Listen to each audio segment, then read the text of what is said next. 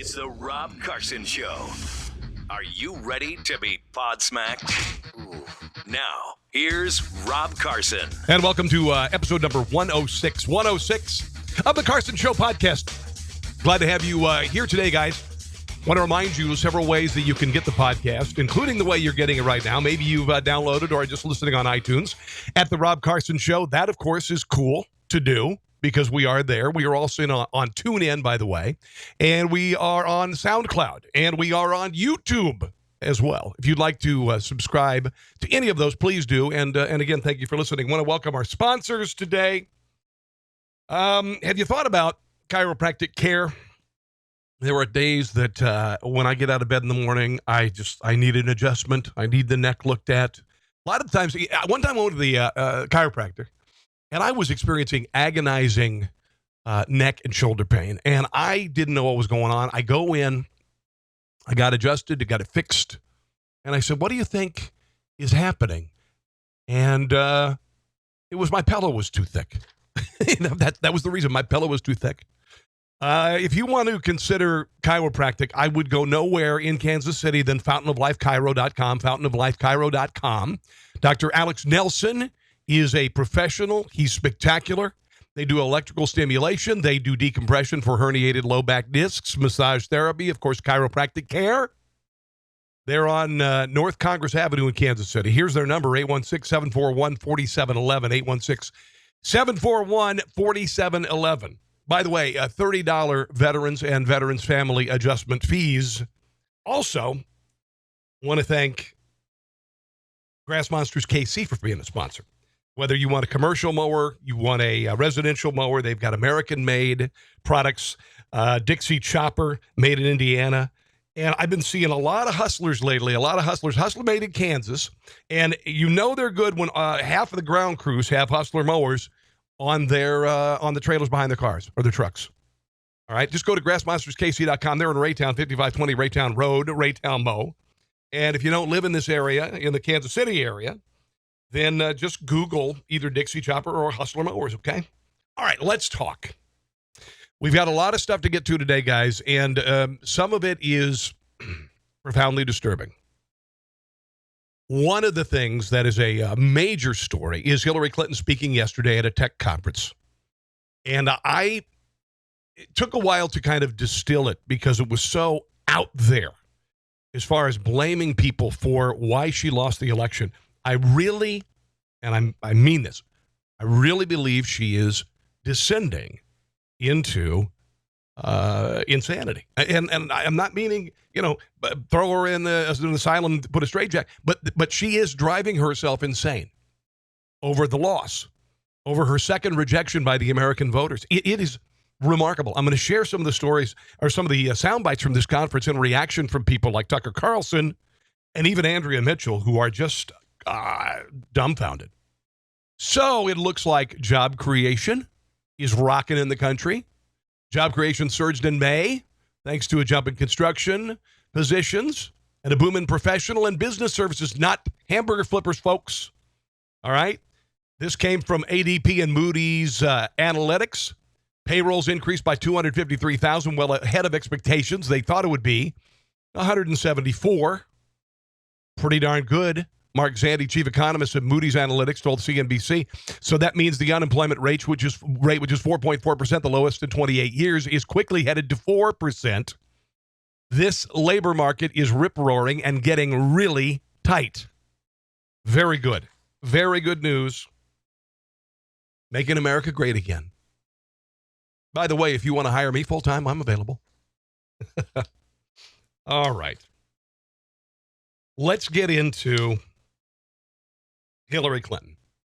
She was at a 2017 code conference yesterday. She was being interviewed on stage. There's a lot to take in here, and let's just get right to it, okay? She has blamed at least, I've heard 30 groups, individuals, organizations for her loss. And yesterday, she really took the gloves off. She really, I don't even know. Here is the first soundbite that I want to focus on. She says she takes, I want you to listen to how tortured this is. Look, I take responsibility for every decision I made, but that's not why I lost. Okay. I take responsibility for every decision I made, but my decisions were not why she lost. Let's hear it again. Look, I take responsibility for every decision I made, but that's not why I lost. Unreal. So I think it's important that we learn the real lessons from this last campaign, because the forces that we are up against are not just interested in influencing our elections and our politics. They're going after our economy, and they're going after our unity as a nation. I know. Look what they're doing to the job market. I mean, wow. Woo, yeah. So, yes, back in 98, look, I have been watching this. And she's talking about the vast right-wing conspiracy that she parroted in 1998. Been, obviously the target for a number of years. And she's not taking responsibility not only for her decisions in the last campaign, but in her life. That's what she's saying here. Nothing that she's endured in the press, nothing that has caused scrutiny of her is her fault. This is absolutely remarkable.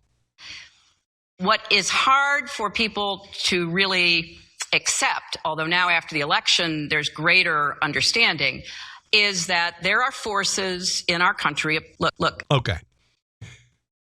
It's breathtaking. One good thing came out of the conference yesterday. She said she's not going to run again. That's good, right? Are you running again, by the way? No. Okay. No, but okay, good. We know. Well, who knows? Who knows if she's going to run again? And then she went after the DNC. I get the nomination, so I'm now the nominee of the Democratic Party. I inherit nothing from the Democratic Party. What do you mean nothing? I mean... Well, you did inherit a lot of help. You did inherit a DNC chair who rigged the primaries in your favor, okay? Got rid of Bernie Sanders as a candidate. So you did inherit that. It was bankrupt. It was on the verge of insolvency. Its data was mediocre to poor, non-existent, wrong. I had to inject money into it. This is the DNC. The DNC to keep it going. Really? How much money did you inject in it? Okay. Donald Trump, who did nothing about really setting up any kind of data operation, inherits an RNC data foundation that after the Republicans lost in 2012, and they thought they had a very good operation with the setup that Romney did, called Orca. They thought that was really state of the art. They lose. Yeah. So they raised, best estimates are close to $100 million. They brought in their main vendors. They basically said, we will never be behind the Democrats again. Okay. This has, I think, really cut deep into the Democrat Party. The people who were in charge then, the people who are in charge now. Because this is this is insulting to their efforts. All right. Former director of data science at the DNC blasted Hillary on Twitter because of what she just said there. Andrew Thoreau, the former director of data science for the DNC, said that her claims are effing bullshit.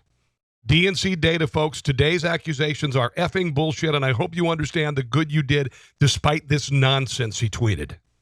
This could be the point where the DNC is done with at least Hillary Clinton, and they should be done with her. She lost the election for them. Thoreau charged that his team did more than they are being given credit for, will not allow them to be thrown under the bus. We will respond in due time. For now, just realize your work was worth way more than you're getting credit for. Private mode be damned. That is too important. I'm not willing to let my people be thrown under the bus. Andrew Thoreau. Unbelievable. But it didn't stop there. No. There was much more. She blamed the assumption that she would win, which, by the way, she assumed she'd win. I also think I was the victim of a very broad assumption I was going to win. Okay. Here's a woman who has led a an unbelievably privileged life. She has lived in the White House for 8 years. She has been the Secretary of State, a senator. Her faux charity raised $2 billion, which has just disappeared into the ether, by the way.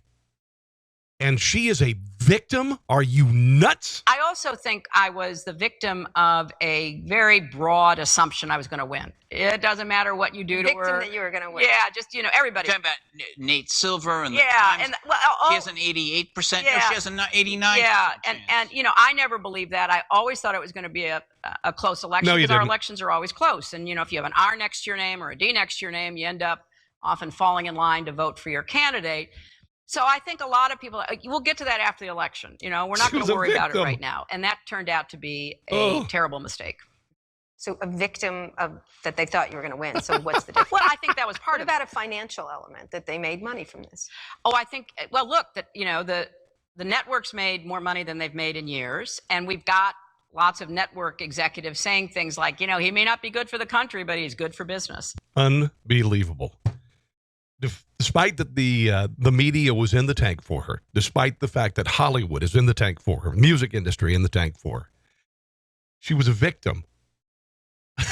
She was a victim because of the assumption she would win. This is, wow. Bravo. I just wonder which med she's going to have to up. This is spectacular. And then she talked about the Goldman Sachs thing and blamed 9/11 on the reason why she was paid to do speeches for Goldman Sachs for hundreds of thousands of dollars. Arrest Kushner now. Wrong bite. I was a senator from New York. I knew these people, and I knew what they did for the economy, and I knew what they did to the economy. Mm-hmm. And I think that, speaking to them, raising questions, which I did in 2008 and 2009, people have no reason to know this, but in the 2008 campaign before the Iowa caucus, I actually ran an ad about the looming mortgage crisis. So I have to say, Walt, I never thought that anybody would throw out my entire career of standing up and speaking out and voting against and voting in favor of what I thought are good policies because I made a couple of speeches. And you made a couple of 20-minute speeches. You made $400,000 or $500,000 for them. You got in bed with your enemy, Sunshine. so when you're the Secretary of State, people want to hear what you talk about. The most common thing that I talked about in all those speeches was the hunt for bin Laden. That was, Here we go. One of the central missions that I felt on from the time the towers fell on 9/11 as a senator from New York. And to be part of that, to be one of the very few people advising the president on that, that was a fascinating issue. And I thought, So now she sways into taking credit for finding bin Laden. Wow. Tucker Carlson analyzed some of the things she had to say, and there's so much to say in this tech conference Q&A that I got a hard time digesting it all. Here's a little bit Tucker Carlson taking on a couple of the other items that she talked about. But first tonight, Hillary Clinton appears to be making a fashion statement by adopting the left's trendiest new accessory, a tinfoil hat. Oh, it was all on yesterday. While taking questions at a tech conference in California today, Clinton dismissed the scandal over her private email server Yes. as a non-issue of zero importance. my email account was turned into, the biggest scandal since Lord knows when. It wasn't your email account. It was the fact that as the Secretary of State, you had a private server, which was illegal. Not only a private email account, unsecured mobile devices, but a private server. This was the biggest nothing burger ever. Oh, God. Can we stop with the nothing burger? All right. If you're over 30, don't buy into the popular vernacular. This nothing burger thing. I'm sorry. That's an aside. Don't say it. Don't say it. It was a mistake. I've said it was a mistake. And obviously, if I got to turn the clock back, I wouldn't have done it in the first place. Bull crap, you would have done it. You set up the private server. You lost 36,000 emails. You said were about yoga lessons and your daughter's wedding, which is a pile of horse shit. You set it up so you could talk to foreign nationals. You could secure donations to the Clinton Foundation from countries like Saudi Arabia, and you sold power and influence, and you sold 1/5 of the uranium mining rights of the United States to the Russians. But the way that it was used That was for a donation of $125 million. was very damaging. It meant nothing. It was totally irrelevant, which does raise the question, if it didn't mean anything, why did it hurt her campaign so much? She had an explanation for that, too. She said because the right-wingers in the media, the Washington Post and the New York Times, wouldn't let it go. Wait. The right-wingers in the Washington Post and the New York Times? I know you had Dean Baquet here from the New York Times Really? Yesterday, and they covered it like it was Pearl Harbor. And then in their endorsement of me, they said, this email thing, it's like a And they endorsed her. help desk issue. So it was always a hard issue to put to bed, but we put it to bed in July, and then it rose up again. I could say something about putting things to bed.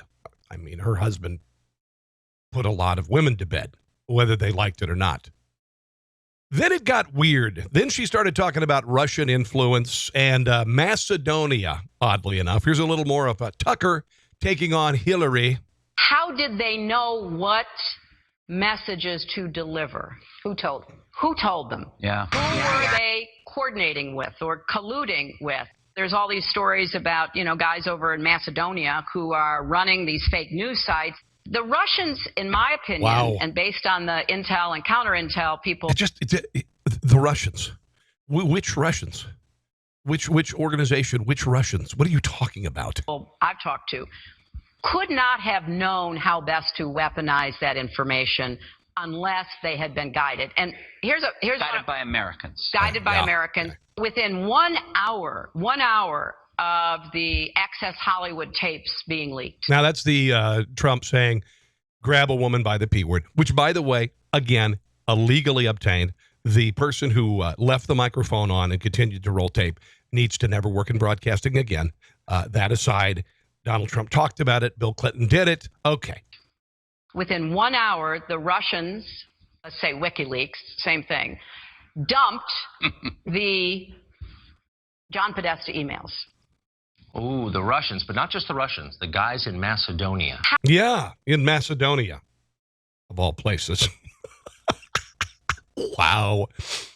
Here's a final thought from Tucker with regard to this, and I think he's kind of moving to the same conclusion that Hillary Clinton is going insane. Keep in mind that Hillary confidently asserted all of this today while providing precisely no evidence that any of it ever happened. A conspiracy so vast, she doesn't need to prove it. And no matter how much you may dislike Hillary Clinton, and some of you may, it was a poignant performance to watch. You almost wanted to help her. I didn't want to help her. I don't want to help her. I think ultimately, and this is my opinion, I think she's an evil person. I think she's a really, really, really bad person. And now she is just flailing about with blame. I'm absolutely serious. I think she's descending into mania over this, realizing that she will never be the president, realizing that she lost profoundly twice. I've never seen anyone blame others. I've seen toddlers, my kids, when they were toddlers, blame, who stole the cookie? The dog did it. This is wow. Here's Andrea Mitchell talking about the conspiracy. It was very clear to her that there were Americans directing and colluding, conspiring really with the Russian hackers, with Guccifer, with the others who were involved in the hacking, in the dropping of WikiLeaks only an hour after the Access Hollywood tape was disclosed. And saying, what about the conspiracy of NBC sitting on that tape for a decade and releasing it the Saturday before a debate on Monday night? What about that conspiracy? that they were doing so with such political sophistication. She was basically pointing to the Trump campaign, saying that the dots are now being connected in the investigation. She mentioned She mentioned Jared Kushner. She mentioned Bannon and Kellyanne Conway in the context of the fact that the Mercers, the big fundraisers who contribute to the campaign and own Cambridge Analytics, had said, to Trump, bring on Bannon from Breitbart, bring on Kellyanne Conway, who were already on their payroll, as part of the deal, and that they connected with the data bank and the RNC. So she's drawing a conspiracy theory. She doesn't have the evidence, but she is obviously hoping. Even she admits there's no evidence. Is this dizzying to you? It is to me. I'm going to get to a little bit more of Andrea Mitchell here in just a second. You thinking about a lawnmower? You own a commercial mowing service? Do you help out at church and your church has got a big old yard? Well, you need to consider Hustler Mowers from Kansas or Dixie Chopper from Indiana. I've got a Dixie Chopper Silver Eagle in my garage. It's spectacular, American-made, built like a brick excrement house. The Z2 is a residential mower that can take on a couple of acres. The Excalibur is a big machine. The Blackhawk HP is a light commercial mower, but they can't even keep them in stock. The Classic is an industrial mower. These are all fantastic. Listen, you may need an industrial mower if you've got 3 or 4 acres. This one, unbelievable quality, and you're a dream to drive around the yard. Literally zero turning radius. You can use your pinky fingers to steer this thing. Same goes for Hustlers, made in Kansas. Got the fast track. Listen to these warranties: 4-year, 400 hours. The Raptor, 3 years, 300 hours. They've got some models, they'll do 4 years and unlimited hours on the mower, and they'll take care of anything that goes wrong with it. Okay, Grass Monsters KC is where you can get them, grassmonsterskc.com, 5520 Raytown Road, Raytown Mow. grassmonsterskc.com. If you get in touch with them, ask to talk to Andrew Cook and tell him you heard it on the Rob Carson Show podcast. Okay, here's Andrea Mitchell talking about Hillary Clinton blaming misogyny for losing the election. He does have a visceral grasp of America's political underbelly. Now, this is Donald Trump she's talking about. How does he have a grasp on America's visceral political underbelly? You're the politician. You're the lifetime politician. You should understand this. He really understands how to inflame people, how to motivate them, how to bond with them over. Okay. That's true. He did. Coal country, people out of work, government regulation, people streaming over the border by the tens of thousands committing crimes. Yeah, you're right, Hillary. Oh, wait. Whatever their grievance is, whatever resentment or point of anger that you may have. Again, it's about coal country, right? It's like killing jobs with the EPA and right. That's right. He can get into it, whether it's race or sex or xenophobia or anti-Islamophobia, whatever it is.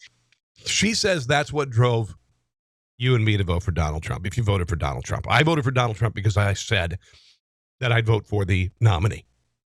Then he hired Steve Bannon. Then he hired Kellyanne Conway. Then he got his message right. And I said, okay, now I can vote confidently. I didn't do it because I hate black people. I didn't do it because I hate Hispanics. I didn't do it because I'm an Islamophobe. What did you make of that analysis of hers?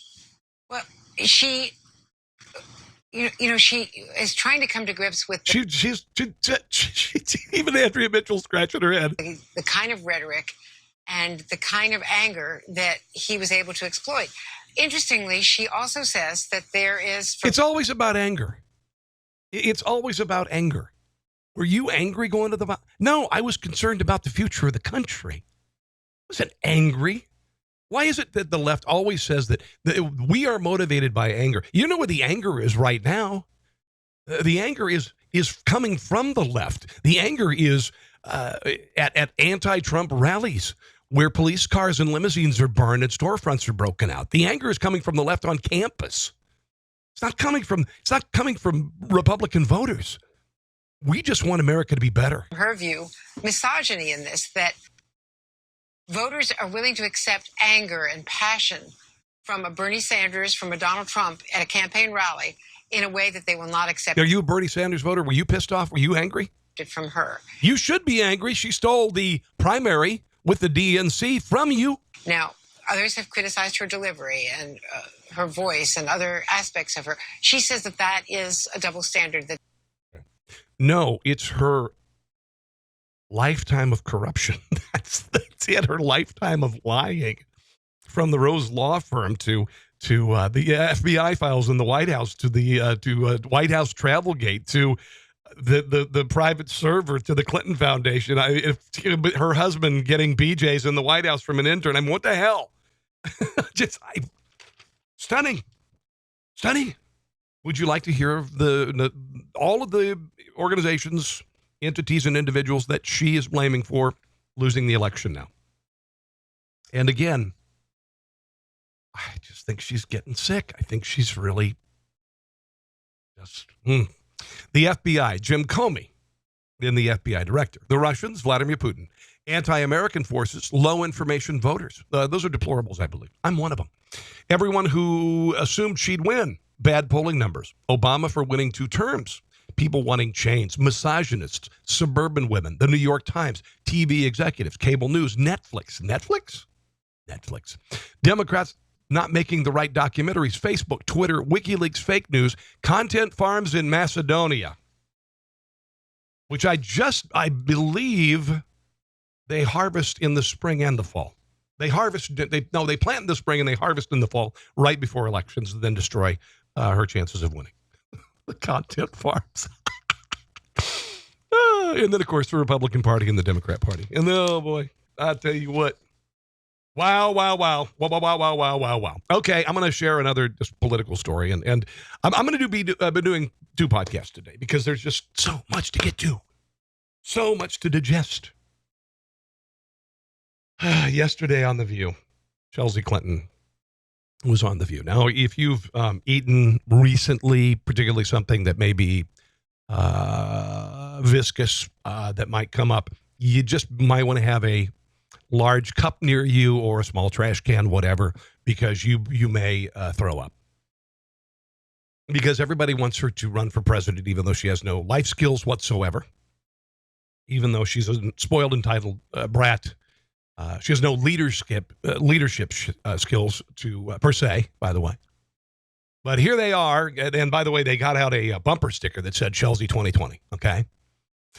Here is Chelsea on The View yesterday being egged on by the host to please run for president, even though she has no skills whatsoever. Well, you said you're not interested in running for a political office, but your political tweets do give people hope. Is there anything... Your politicals give people hope? Chelsea Clinton gives you hope? Really? Okay. That would change your mind? There comes the bumper sticker. Oh, God.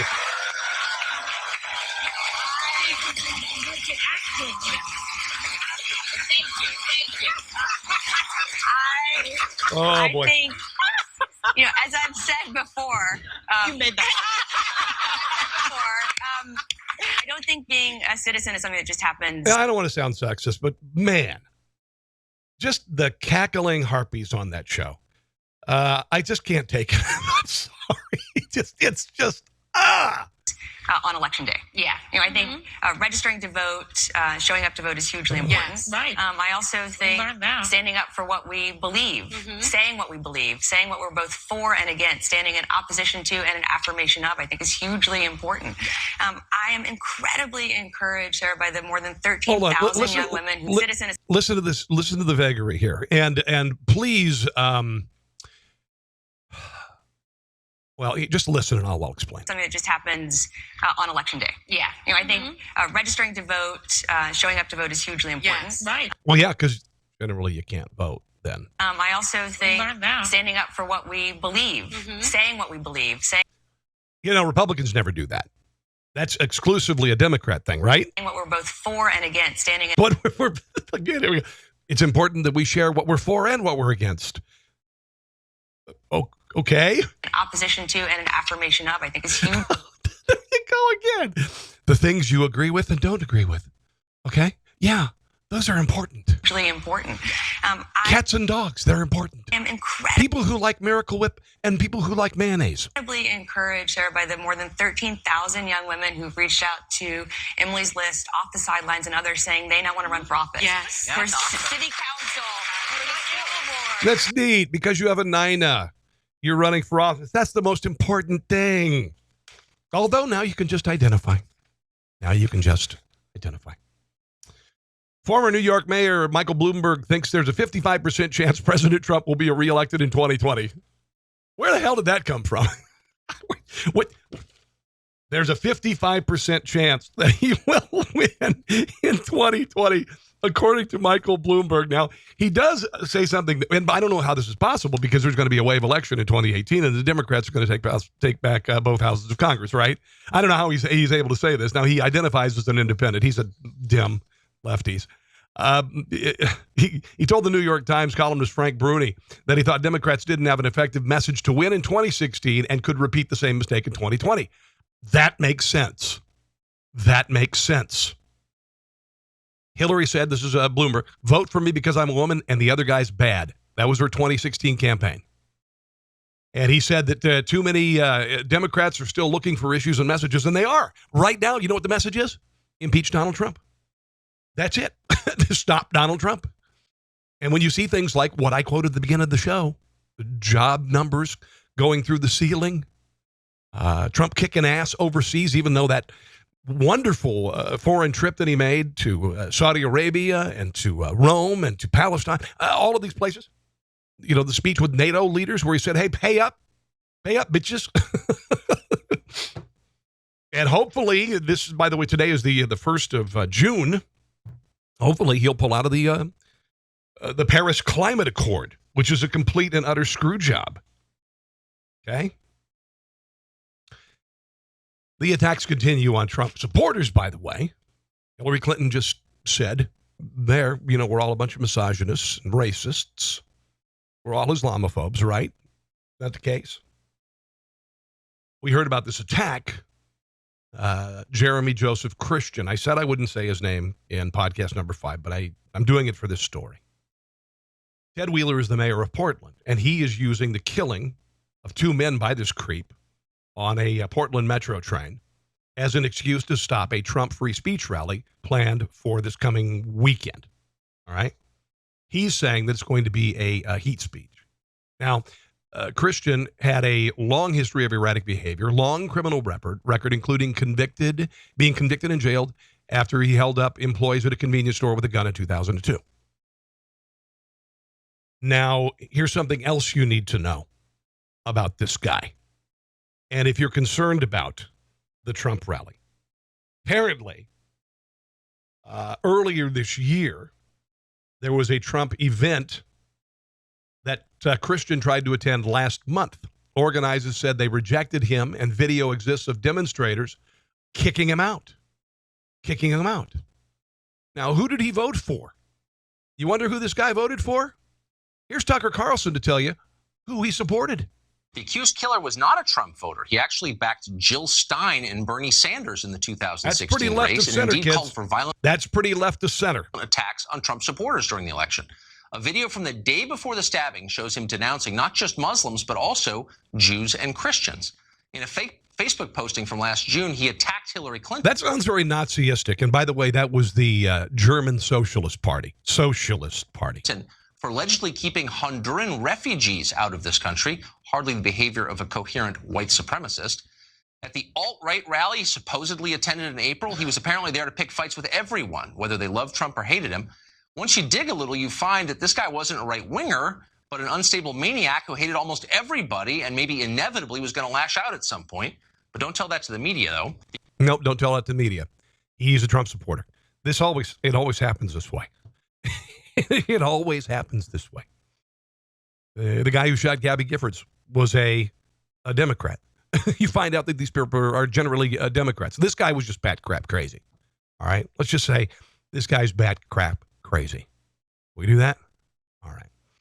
That's going to wrap up episode number 106 of the podcast. Again, if you're considering chiropractic care, and it has helped me in so many ways, whether it's your sciatic nerve, whether it's migraines, headaches, low back pain, shoulder pain, carpal tunnel, neuropathy, hip pain, knee pain.